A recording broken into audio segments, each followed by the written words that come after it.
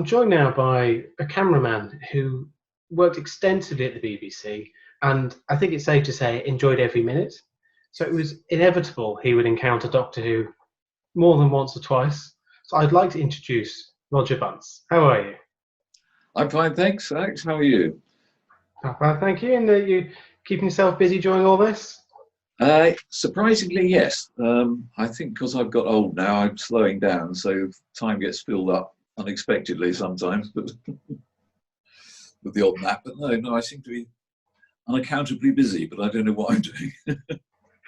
I know the feeling well, actually. But I wanted to take you back to your early days at the BBC.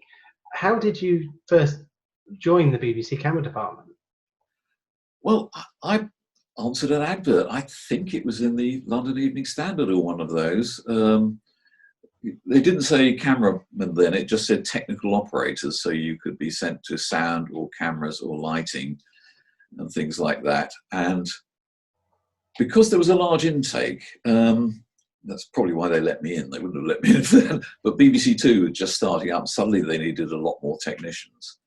And so there were so many of us. Normally you go to Evesham, a residential training course, for about 3 months, I think, where you'd study lots of electronic theory and stuff that I got lost on, but also the artistic side of it as well. But because there's so many of us, half of us had to spend our time in the studio first, which I did. And then when you got to Evesham, you couldn't help saying, no, we don't do it like that. Because you actually knew that Evesham preferred if you went there first, and then you'd believe everything that they told you. But I remember at Evesham when they let you play with the cameras, they trusted you enough to.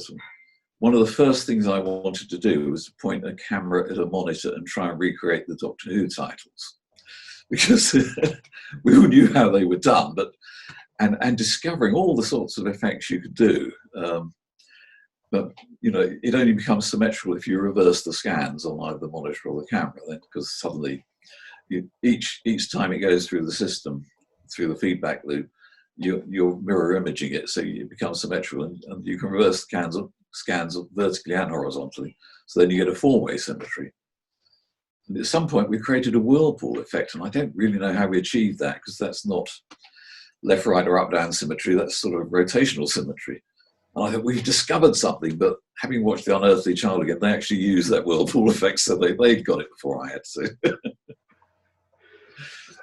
So that must have been a particularly exciting time to be in television, because, as you say, it's not just the development of other channels, but also the technology.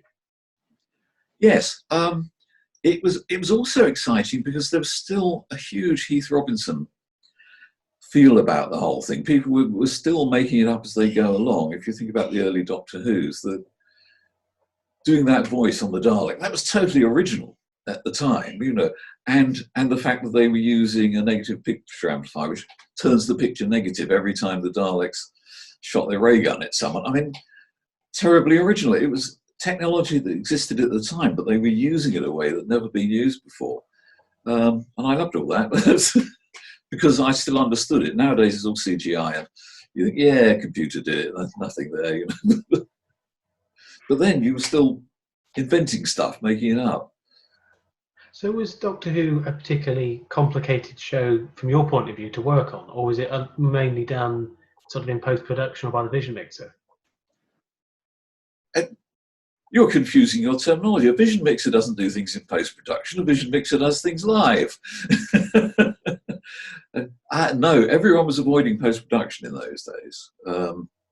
In fact, I don't think they used the word at all. They'd have called it editing if they referred to it at all. But you would definitely try and get the whole program as a package by the time you left the studio.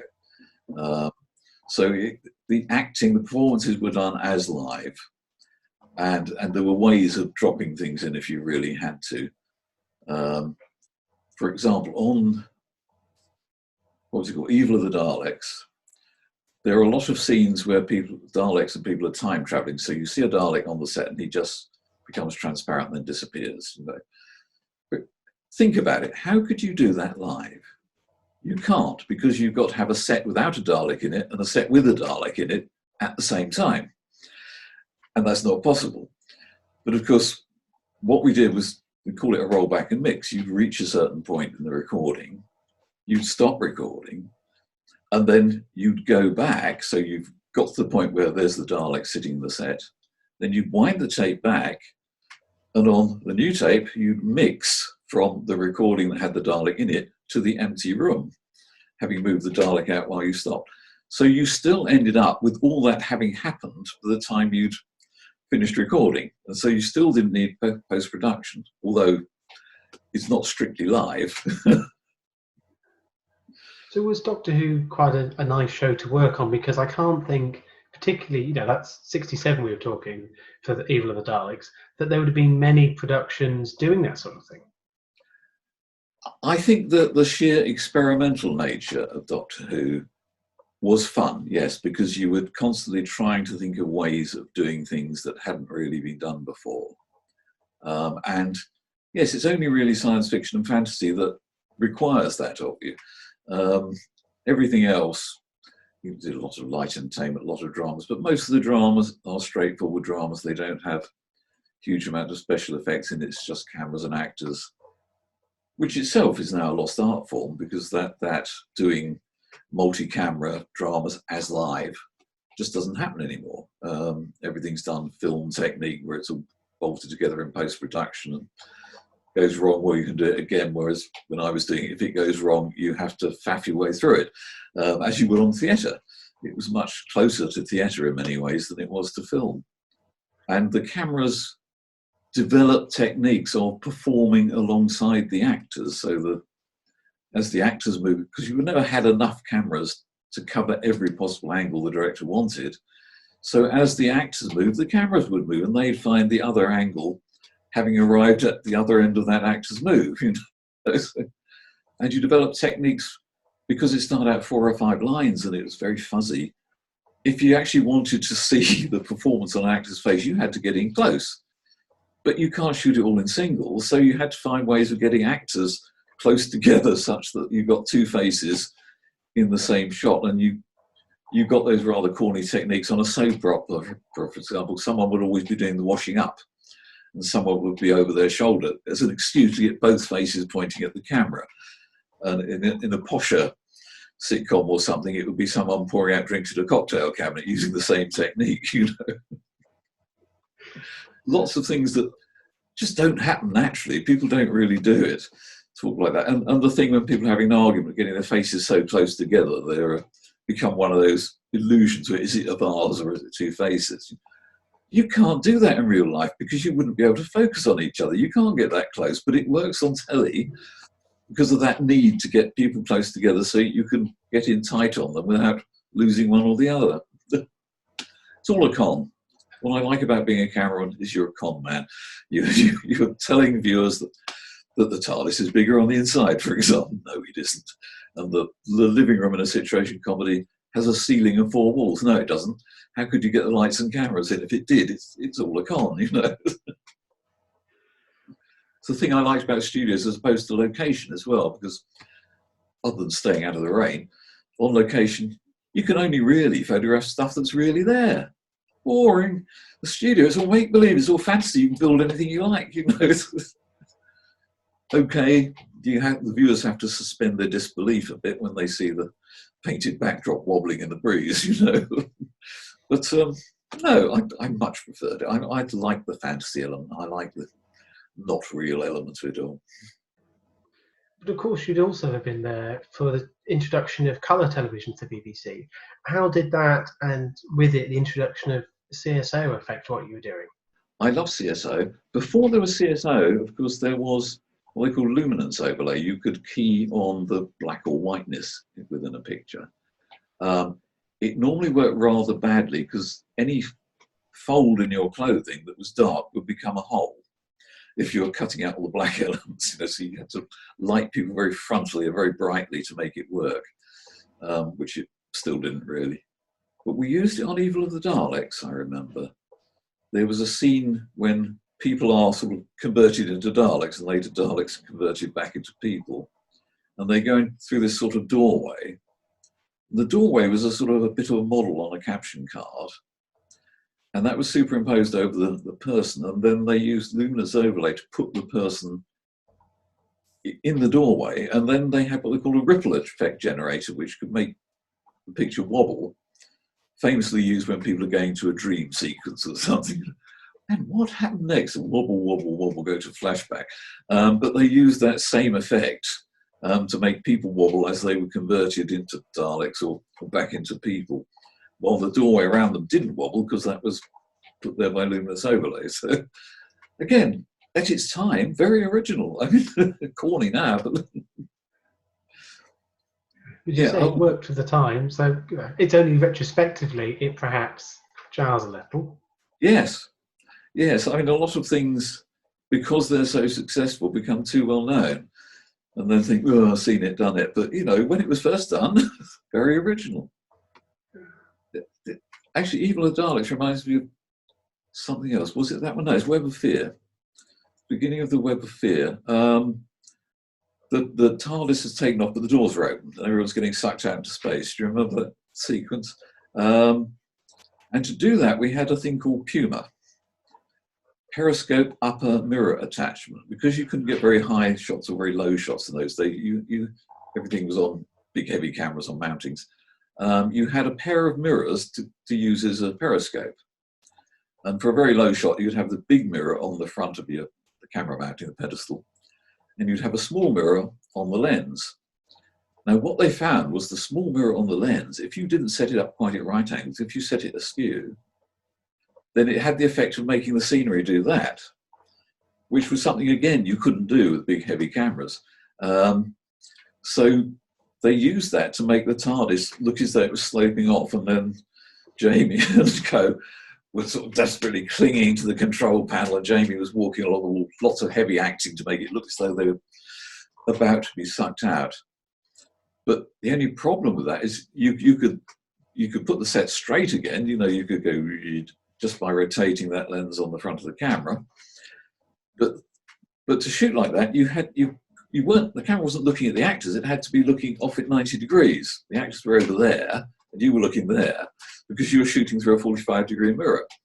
And you had to wait for the next bit of film before you could take those mirrors off. So you spent the rest of the scene shooting actor over there, and I'm looking here, and when he moves to the left, do I need to move to the left or to... Oh, because the other thing, because you're shooting through a mirror, they had to electronically reverse the picture to put it the right way around again. It's like, have you ever done one of those trying to trace a maze while looking in a mirror? It's murder. Actors moving that way. Which way do I pan the camera to follow him when it's reversed? When I'm not looking at him. So it created complexity, but again, existing technology that was designed for something completely different being used to create an effect that it was never intended for, but worked very well, I thought. Because your association with Doctor Who goes all the way to Sylvester McCoy, and by that point, were the techniques not so innovative, or were things very much sort of set in stone by that point? Well, you had a lot more effects available, and to some extent, it was starting to get a bit boring then, because the early ones were done as live, and therefore they were exciting. The later ones, at the time of Sylvester McCoy, it was more or less being shot film technique. It was shot at a time. You'd do scenes out of order, so you didn't really know what the plot was. As I was saying to you earlier before we started recording, I remember the which Daleks was it in the mortuary? Revelation. All the Alexei Sales scenes, for example, without any idea of how that was going to cut into the plot.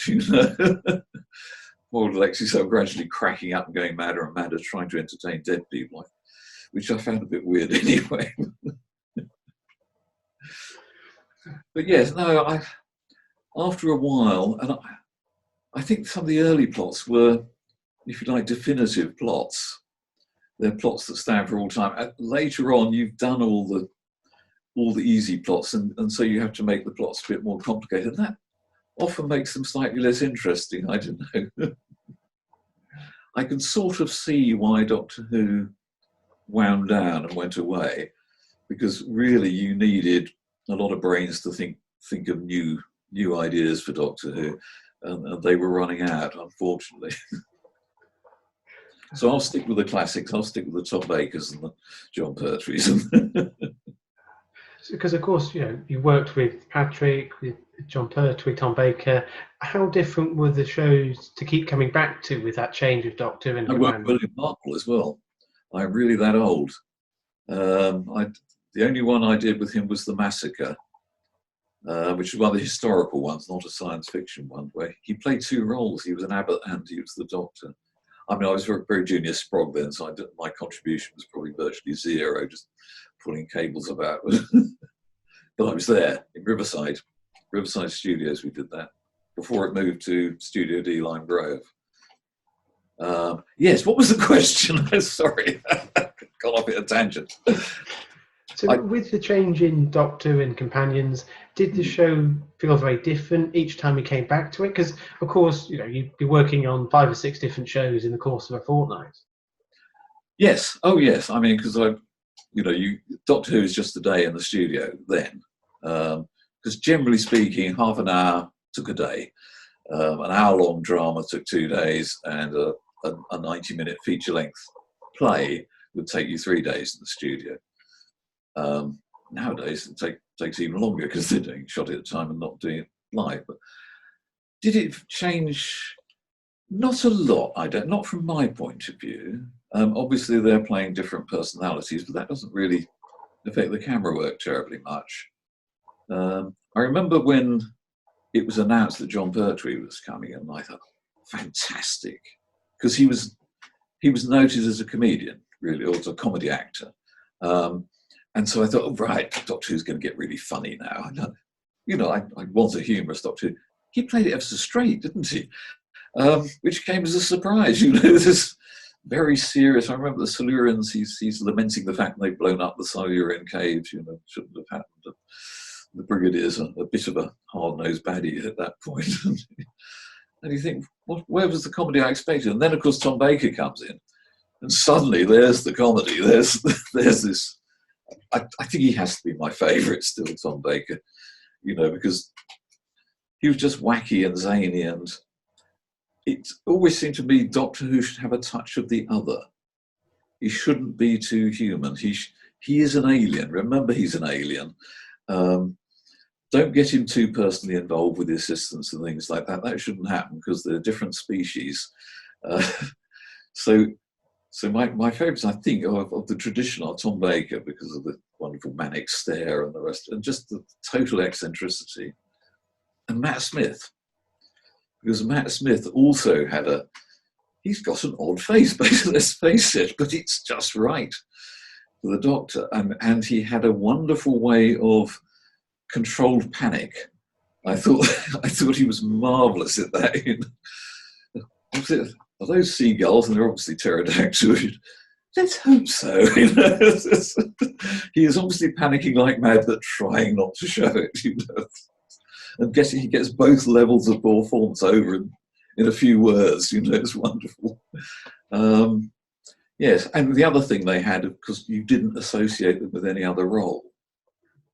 I mean, David Tennant was brilliant, but he was David Tennant because I was a fan of David Tennant long before he was the Doctor, so he's still David Tennant to me, Whereas Matt Smith, because I didn't know him from anywhere else, wow, he is the Doctor, and the same with Tom Baker, really. Although I had seen him in a couple of other films, but it was his big defining role, wasn't it? Yeah. It sounds like Doctor Who was a show that you did and still enjoy. Was it perhaps no surprise then that you did work on a number of stories? Was that deliberate? Oh no, I didn't get any choice in it. You get allocated to a crew. Basically, the management would look at you and say, he's been doing drama for a long time, we'll put him on a light entertainment crew. They wanted you to do it all. I mean, when you got a crew of your own, you could specialise. But up till then, you needed experience in all the genres. There were some crews that were just totally generalists, and some that specialised in drama or specialised in big light entertainment productions. But they wanted you to do it all, and it's just chance where you happen to be.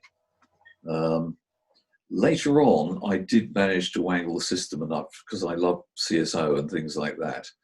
I did wangle the system to get myself on productions that involved lots of special effects, just because I enjoy that. But that is a case of trying to find a producer and chat him up, can I do your show, please? But in the early years, I was far too shy to do that sort of thing. So would you have particularly had a great deal to do with directors and producers? Because I imagine you only really come in for the camera rehearsal and the actual filming. You do, yes. You don't really get involved much with the planning, although I did later on, when I got to specialise in CSO and things, then very often I would go to planning meetings. And later, CSO developed into virtual reality, where I spent quite a lot of time chatting to the designers who were building these computer backgrounds and things.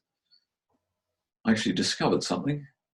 There was a background that moved along, and the designers, the computer specialists who designed this, couldn't work out why it kept getting lighter and darker. And I noticed it always got darker when lamps appeared in shot. Now, they're not real lamps, they're only drawings of lamps. There's no real light coming out of them. But it always got darker, and that computer hasn't got a virtual auto iris in there, has it? I was like, oh, search. Yes, it has. Is it on? Yeah, turn it off. Oh, cured. Computers being slightly too clever, really. Because if I'd just done that as a painting, I wouldn't have had any problem.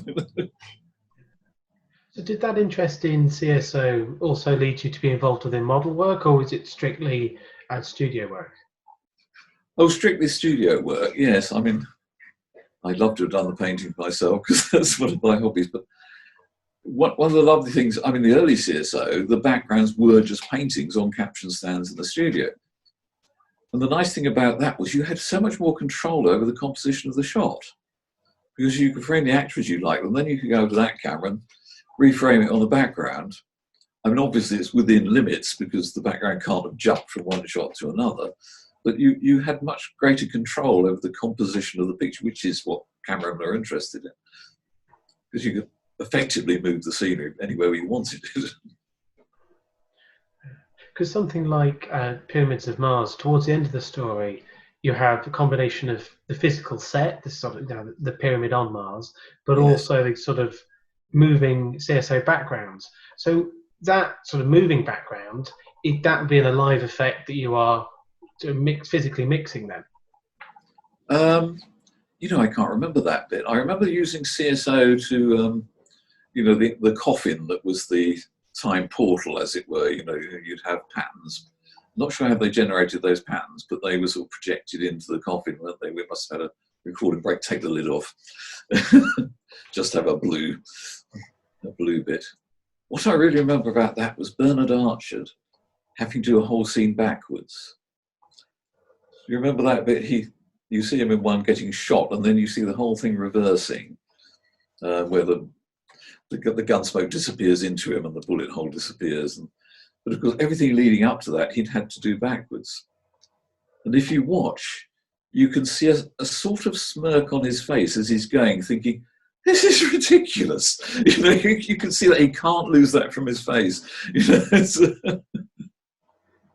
Again, this is a technique that you could.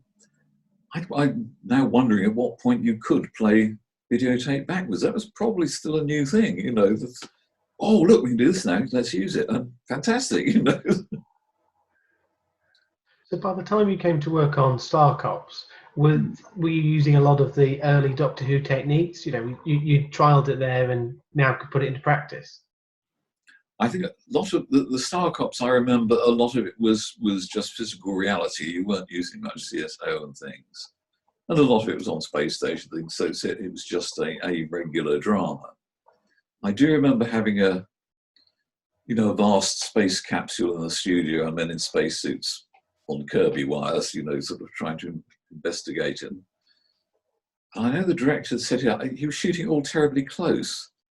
And I thought, you're not seeing the effects. And so I offered this very wide shot, and suddenly the director goes, oh yeah, cut that in, yes, because you could show the thing wide without it looking unnatural. The problem normally, if you go too wide, you suddenly start to see, oh, that's a studio site, that's not space. But as long as you don't go too wide, or you track back and zoom in when you're going wide, which limits the amount of background you can see, then you can show really wide shots of people floating in space, and it will work quite well. So who were the directors that particularly stood out to you then?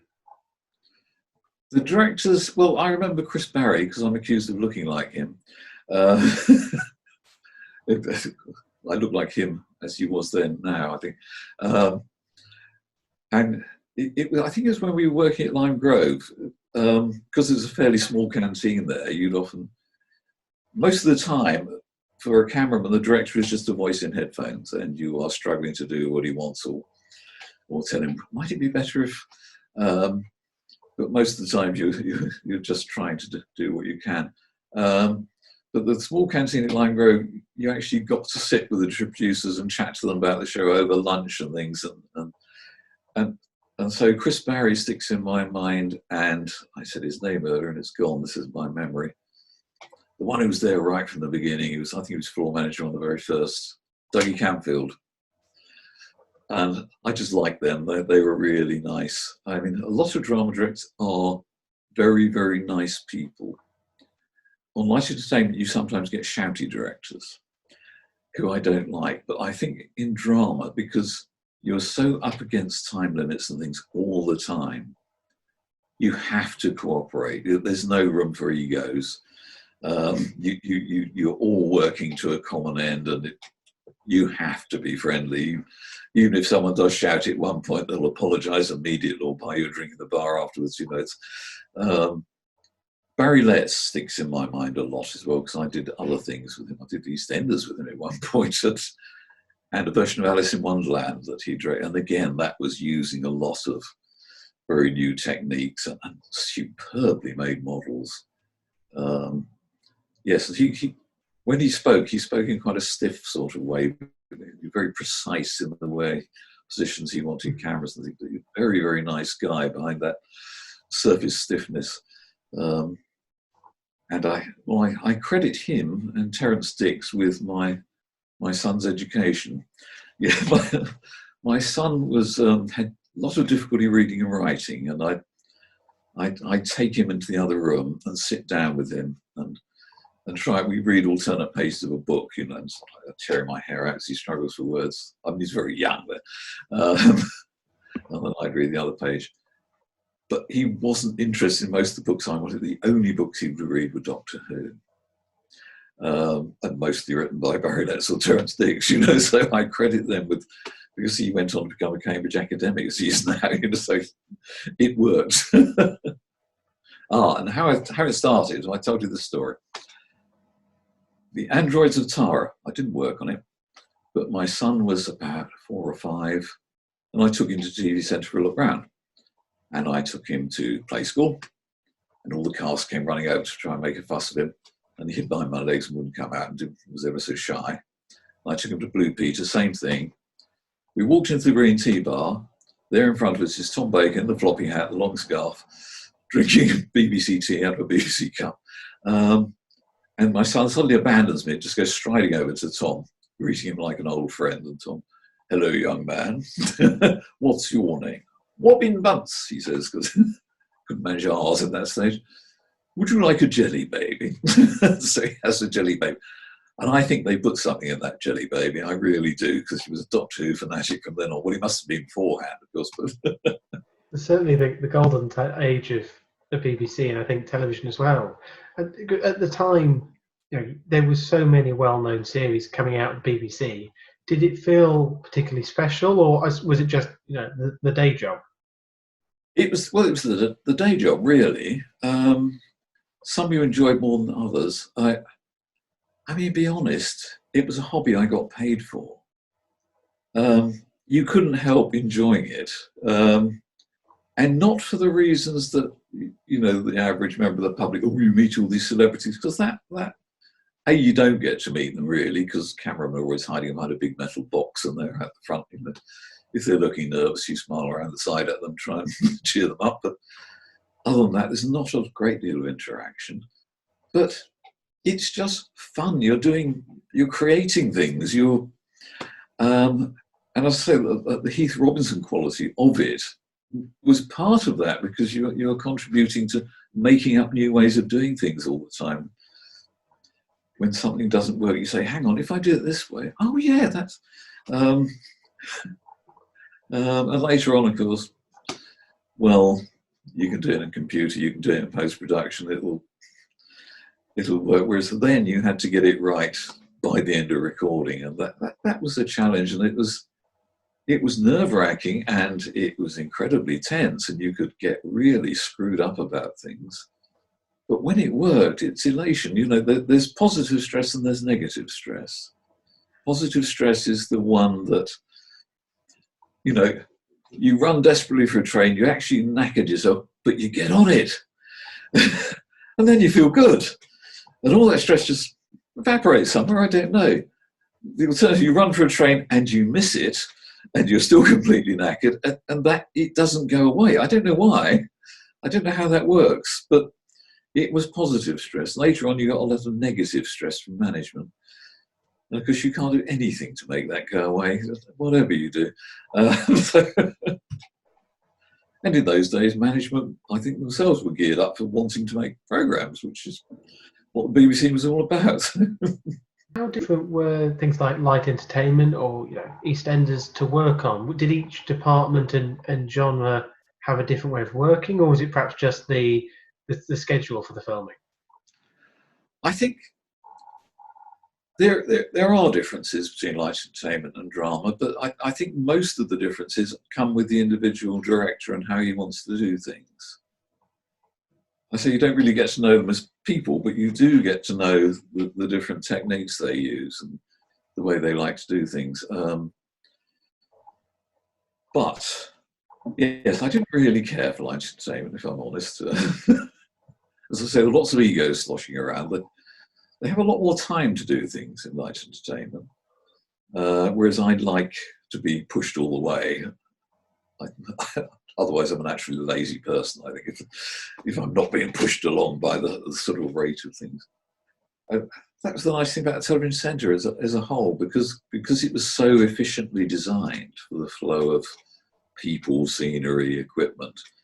Well, you probably know, you've seen the documentaries, you could make a program in one day, and then overnight, all the scenery is moved out, new scenery is moved in, the floor's washed and then it's repainted, the lights are skied to get the scene, and then they're brought in and it's relit, and you walk in the next day and you're ready to make a new program.